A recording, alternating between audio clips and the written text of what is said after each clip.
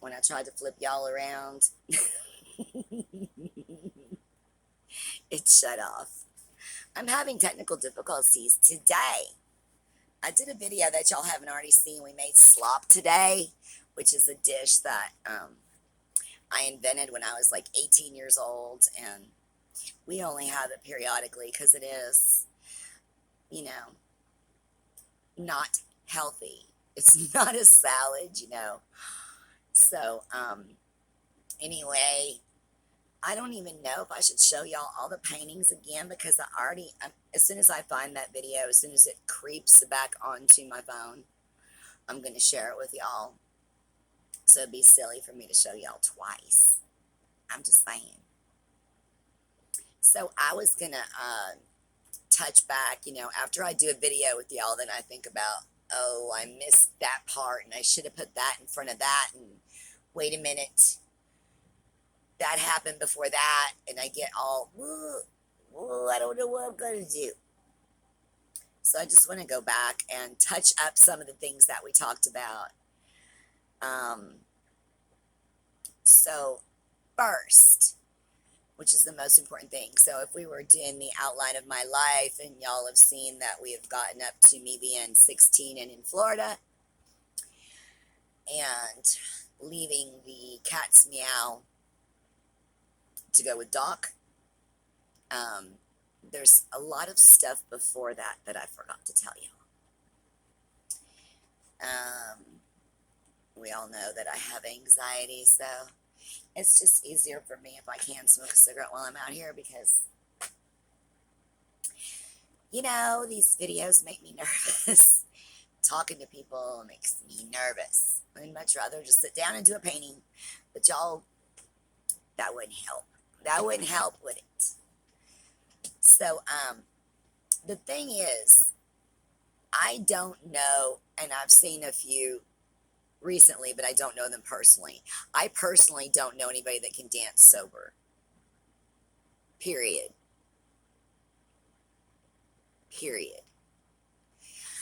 I don't know what type of substances a particular person would need to do, but I don't know anyone that dances that isn't already got something in their system, okay? It's literally almost impossible. The first time I went out, my knees were shaking so bad. I didn't think I was going to be able to stand up. I thought I was going to fall down. It's totally nerve-wracking. Unless, of course, you're all messed up, right? So, I have seen a few videos of people actually here, like really recently in the last 6 months, that film themselves before they go to work and then maybe in the dressing room afterwards. And they're like, I just go in, I do my day, I do my work, and I get out. Which is all fun and good for them. And they're on camera, they're filming. Like, I don't know that they're going to film if they are doing something. They lead you to believe that they're not, and that could be possible. There could be like 2% out of 100 that are stone cold sober while they're working. But I'm telling y'all, if you want to really make money and be friendly, and act like you're interested in all of these people, you got to have something going on. So that's when, let's see, how do we say this on video? That's when something similar to Pepsi was introduced to me. Not Pepsi, but you know what I'm saying, the other one.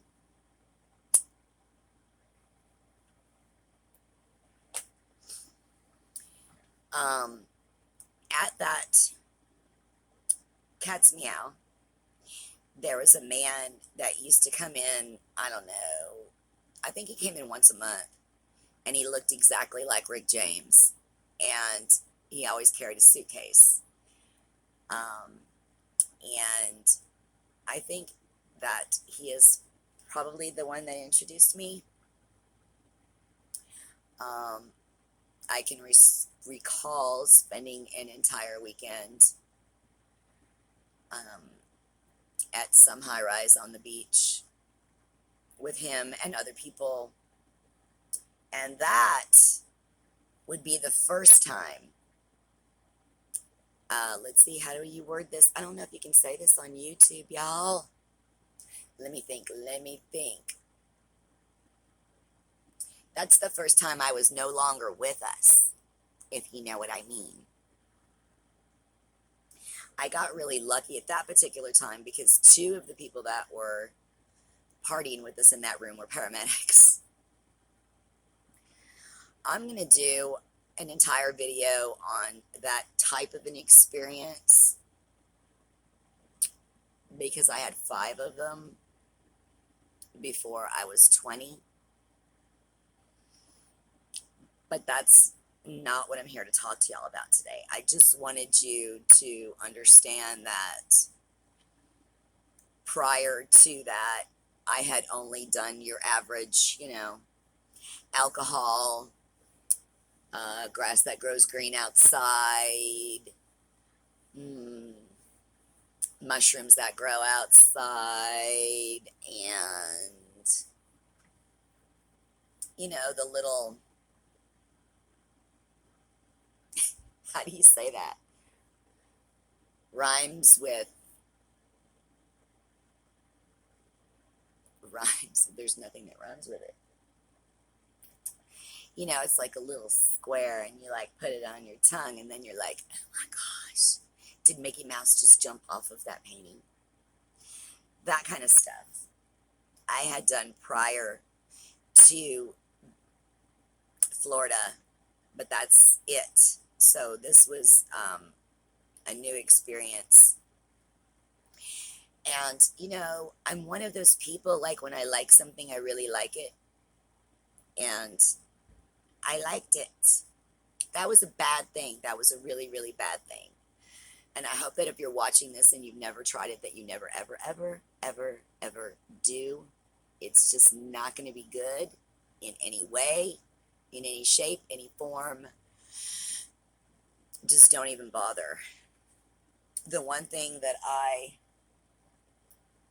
guess in every generation, they push different, don't do this or don't do that. And, like back when my dad was growing up, they had those Reefer Madness movies that were like, ooh, if you smoke the green stuff, you're going to turn into a zombie and like kill people. It's like,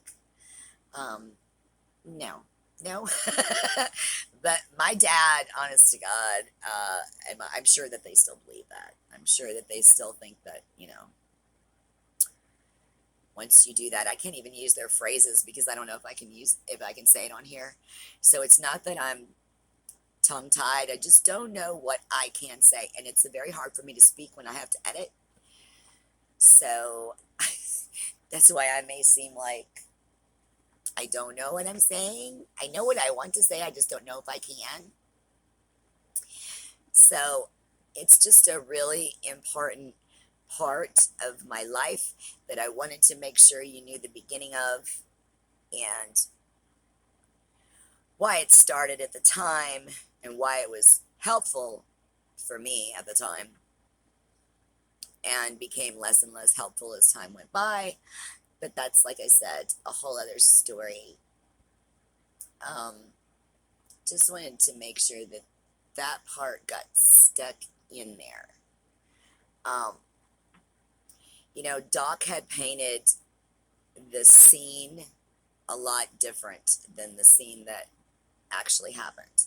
He gave me the impression that there's like one best girl, right? And she gets like all the good stuff. Like she gets to sleep with the guy and stay in the house and reap the benefits of whatever travel or accessory shopping, whatever, while all the other girls do the work. And he was leading me to believe that I was going to be like main chick in the house, like not that we were boyfriend, girlfriend, but that we would be having some sort of a different relationship than the other girls, kind of a thing. That's the impression that I had. But, nay. So, I get in the car with him, and the first thing he does is take me to Miami. So I'm not in Lauderdale anymore. Now I'm in a completely different place. Um, and he drops me off at a motel and gives me my instructions. And part of the instructions were not to do um, any of those things that I was liking to do. Those were a no no. I can see why now they said that, but like I'm going to listen. I didn't listen to anybody else. I'm not going to listen to him. Y'all, that's a whole other thing. So he would come at some point, like the next day, to collect. He would take me to McDonald's or Burger King. I remember I used to get chicken nuggets or those really small, like the kids' cheeseburgers, and that would be my big meal for what I had just done for him. And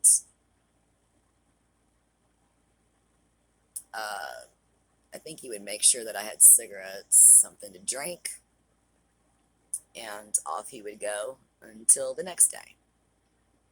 And it didn't take me long to go, well, this is BS. But he had also taught me about the game and about the rules.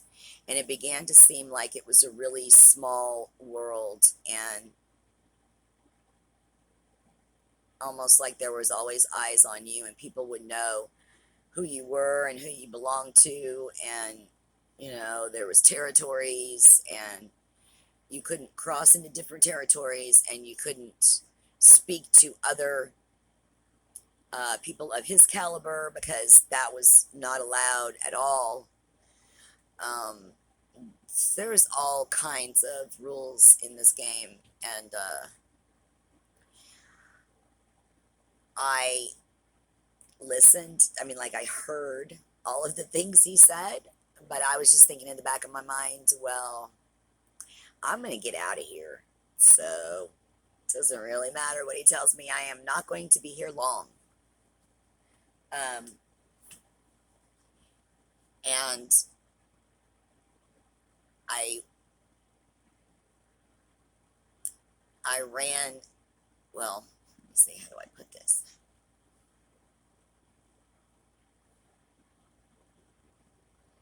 I should preface that first. So, you know, you were supposed to make a certain amount, and people were always not willing to pay. And I didn't have anything on me to like stick to their head to make them pay me. So, he always said ahead of time that he would be there or around for situations like that to help out, but that was not the case. I'm sure he was just back in Lauderdale, but anyway. So while I was working um, this particular night, I ran into someone that was sitting on like a bus bench or something. And we started talking, and he kind of made it seem like the person that I had was not a good person. He was a much better person and could handle the transfer.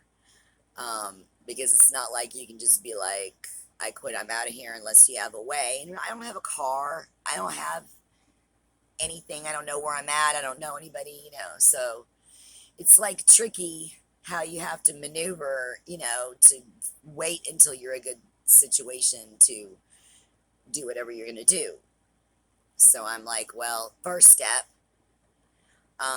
So what had happened prior to me meeting this person on the bench is I came home with not enough, or I came home early in the morning instead of at night, or whatever it was.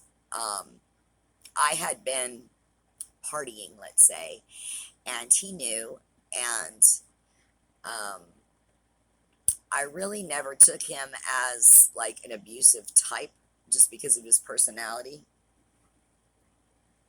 But he slapped me really hard in the face. and he was a really tall, large guy. And I was pissed. And I thought, okay, that's it. See, I'm not doing this. I have no intention of doing this. Like, not what I'd seen on TV and in the movies. Like, that was not going to happen. So, then I met that guy on the bench and thought, okay, this will be my transfer. Let's see what this guy can do. And yeah, I don't want this video to go too long because it may disappear like my other one did. So stay tuned for part 2 with the second pimp. Y'all have a really, really great Saturday. Please like, please subscribe. Please go through this journey with me. And if you want to see my art, it's Rhonda Mills 67 on Instagram. Bye, y'all.